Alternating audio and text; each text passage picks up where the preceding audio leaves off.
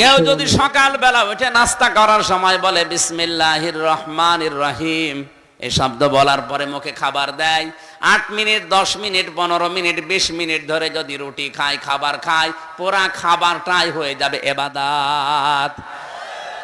খাবার খাওয়ার পরে টয়লেটের প্রয়োজন দেখা দেয়, টয়লেটে প্রবেশ করার সময় যদি কেউ বাম পা দিয়ে প্রবেশ করে বলে আল্লাহুম্মা ইন্নী আউযু বিকা মিনাল খুবুসি ওয়াল খাবাইস, হে আল্লাহ আমি যত দুষ্ট জিন আছে, সে নারী জিন হোক পুরুষ জিন হোক, তাদের থেকে তোমার কাছে আশ্রয় চাই।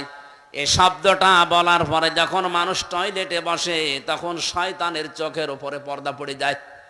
এখানে কত হাজার হাজার মুসলমান আছে এই শব্দটা বলে টয়লেটে বসবে, এইটাও বলে না, জানেও না। শয়তান কিন্তু জান্নাত থেকে আদম হাওয়াকে বের করে দেবে, এটা তার টার্গেট ছিল না। প্রথমে ওর প্রথম টার্গেট ছিল আদম হাওয়াকে আমি কি করে উলঙ্গ